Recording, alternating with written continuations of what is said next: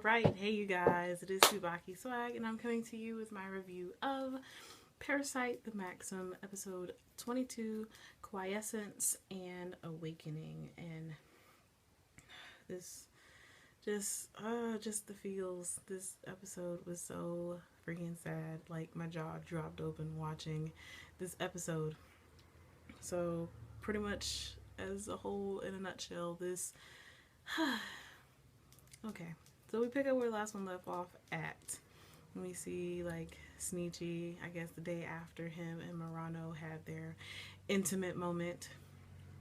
And Migi was like, I'm sorry to sour the mood, and Shinichi immediately knew as soon as Migi said that Gato was coming.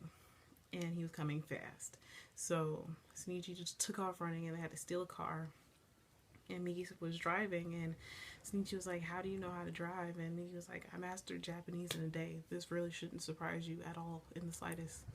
So they were driving away, and Shinichi was like, I want to go somewhere far away, because if we fight anywhere near people, there are going to be casualties.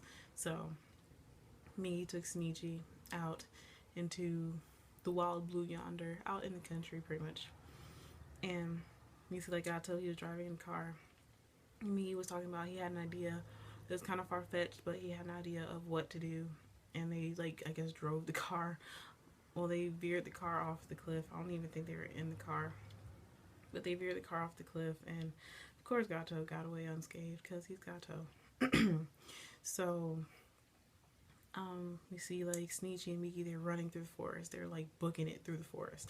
And Migi was like, stop here. And Shinichi was like, why are we stopping? We don't need to stop. If we stop, he'll just catch up to us, and he'll chop us up into little pieces and all this kind of stuff. Shinichi had every right to be scared. And Migi was like, I understand why you feel the way you feel, but you need to calm down. You have abilities that no other human being has, and you are able to calm yourself down just by breathing deeply. So he was like, put your hand on your chest and breathe deep like you normally do. And Shinichi did that a few times, and then he was immediately calm. And Migi was like, good boy. So after that, Shinichi, he was like, Migi was like, we need to figure out something. Like, we need to figure out what to do. So Shinichi was hiding in the bushes, and Migi detached himself from Shinichi, because even though there are pieces, like, Migi is a part of Shinichi now.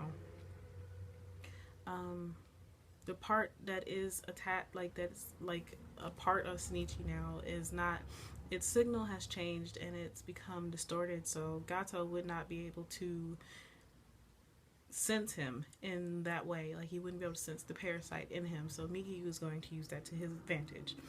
So Migi spread himself among the trees and was pretty much going to distract Gato, so that way Shinichi would be able to land a hit on him.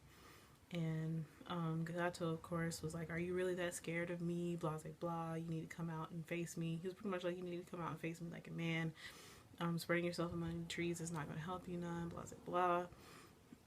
And Gato pretty much turned into this, like, octo raptor. He had, like, the 4 tentacles and then the raptor legs.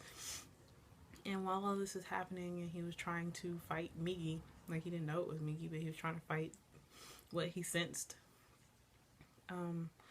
Shinichi was thinking about when Migi was telling him how Gato, he is able to harden parts of his body, will semi-armor his body, and there has to be spots that are not armored, because there's a lot going on. He has so many parasites inside of that body. It'd be hard for him to armor everything and still be able to control all of those parasites. So they figured out that the one part on his body that should be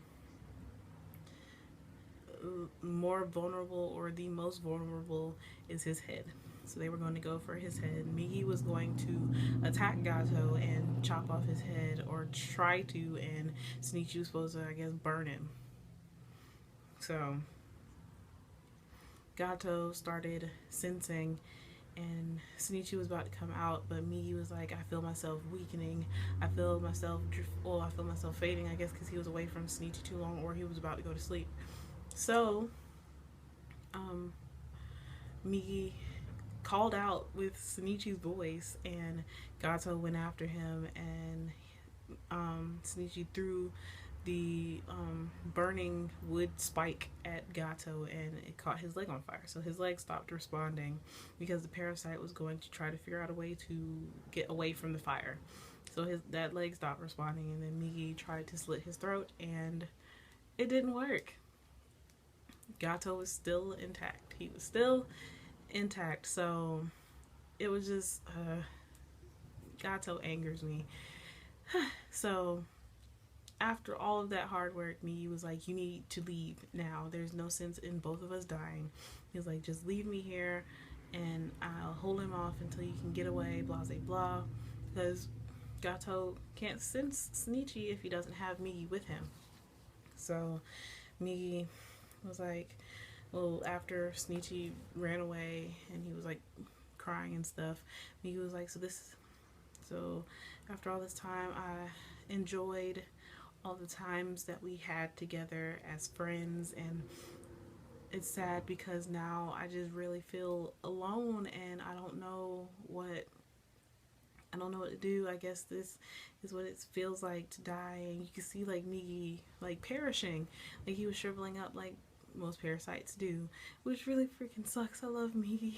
And then like Shinichi, he fell down a cliff and fell in the water, and when he got back out, like he was crying, he just bawled, like he bawled his eyes out. And I really don't blame him. Like he was reaching for his arm and his arm wasn't there. I guess he was having like the phantom syndrome, where people who lose limbs feel like they still feel them there even though they're not there. And he was like grabbing for his arm, and then he just bawled. He was flat out crying. So ever since that day with Ryoko, Shinichi's been able to cry because he was bawling like a baby. It's okay though. I don't blame him in the slightest. So after that, Shinichi was like wandering through the woods, and he came across this house, and this woman came out. I know how it's spelled, but I can't pronounce it. I'm gonna call her Oba. She came out, and Shinichi, well, she was like, are you a burglar? And Shinichi was like, no, well, I guess you could say I am because I tried to get some water, but he failed miserably. And she was like, well, water isn't free. And then she made him come in the house because his face was bleeding. She was like, you're hurt. And then he was like, oh, this. And she was like, no, you're bleeding. So she made him come in the house, and she fixed him up and gave him some food. And she was like, I worked in retail for years, and I can tell, like, I can read a person just by one look. And she could tell that he really wasn't that type of person that would like break into her house and steal her stuff and kill her and all that good stuff. So she let him into her home. She patched him up, she fed him, and then he stayed there for like, he said several days, so I'd say like a week or more. He was there with her, and he was like helping her around the house and went shopping with her, and she was just like taking care of him. And she was pretty much like, well, I'll just call you my nephew. You can be my nephew. So Shinichi stayed there with her, and he was like, well, I can't stay here much longer. I can't keep mooching off of her for much longer. And he was like, I have to go and save my friend. Well, he doesn't have to go save my friend, but he has to go home and talk to his dad and tell him about his friend Migi, and how his life has changed since since he met him, and just how awesome his friend is, and that he has to do something. He has to tell his dad like why he's missing his arm and all that kind of stuff. So after that, we see like this man, he's like running through the woods. He's booking it through the woods. His shoulder is all bloody, and these people come and knock on Oba's door, and she was like, well, pretty much they were accusing Shinichi of being the one who murdered this person that was with that man. And he was like, no, this thing had like 4 front legs, and it had 3 eyes, and it was just this creature. It wasn't a human being. It was not human. So he wasn't accusing Shinichi, but they were, because Shinichi was new there, and as soon as he got there, all those strange things started happening. And the man was pretty much like, it wasn't it wasn't human at all. So then we see like the police walking through the forest, and they happen upon, well, they come across the body, and they were pretty much like, this is pretty much like the mincemeat murders that were happening like a year ago. So it's starting up again. And this so Shinichi, he was like, he had a dream again, and he was dreaming, it was similar to the dreams that he had had before with, like, I guess Migi talking to him in his sleep, and this little itty bitty parasite with 2 eyes and 3 legs was standing there, and he was like, who are you? And he was like, I'm looking for a friend. And the little parasite was like, I think I know who your friend is. I think I know what its name is. And he was like, his name, what is his name? And the little parasite started walking away, and he was like, but my friend is dead. And he's like, no, he's not dead, he's alive. And Shinichi like woke up out of his sleep screaming Migi's name, and then you see a little eyeball. I was so happy. Like, you see a little eyeball pop up on his arm, and he was like talking to the eyeball, and then it went away. And of course Oba was laying like right there. So I personally would have been confused if I heard this man talking to his arm, talking to his nub actually. So Migi is still, well, I mean, of course we know that Migi's still in his body, but there wasn't enough of him there to manifest like a mouth. It could only, even if it could only manifest an eye, it doesn't have the consciousness enough to be like full-blown Migi.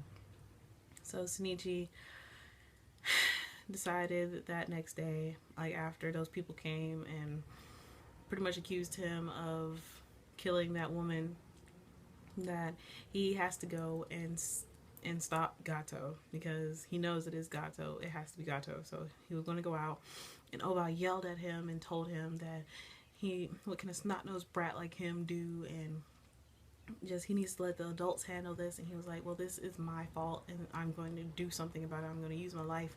I'm going to do something even if it means using my life. And she was yelling at him. She was like, even when I meet a stranger, once I get to know them, I can't just abandon them. And she pretty much told him, I know I can't stop you, but just be careful. Do everything in your power to survive. Don't just give up your life, because then it would have no meaning if you just let yourself die.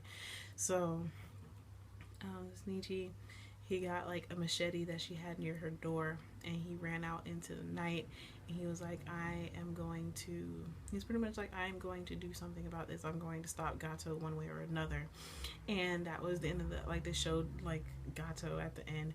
And I feel like I have 2 theories. There could be one or the other. I feel like either Migi is living inside of another creature, like he joined up with a little woodland creature, like a deer, or maybe even like a squirrel or something, or I feel like he might have attached himself to Gato. I feel like that is a very strong possibility, because Gato was standing right there and he was still alive. So I feel like there is a possibility that Migi attached himself to him to survive.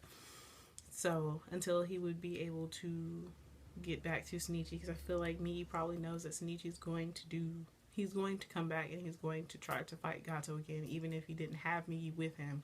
So yeah, this episode was so freaking awesome. Oh my gosh, I really was just not prepared at all in the slightest for this episode. But I'm so looking forward to next week, and I'm so sad because there's only going to be 2 more episodes. But I am happy, because I thought about this and I realized this earlier when I was watching it, that Parasyte, they said they were going to change their opening or whatever, but it looks like their opening is going to last all the way through to the end, which is awesome, because I love this opening. If it ever changed, I would be so sad, because I feel like it would be like how it is with Tokyo Ghoul and Tokyo Ghoul Route A. Because Tokyo Ghoul, that opening was amazing, and now Route A is just garbage. So that's neither here nor there. So yeah, so as always, I would love to hear how you guys felt about this episode. How do you feel, well, how do you think things are going to turn out? Where do you think Migi is at this point? And how do you think things are going to go with Shinichi trying to fight Gato? Yeah, so as always, please remember to comment, thumbs up, and subscribe. And as always, this is TsubakiSwagg saying adios.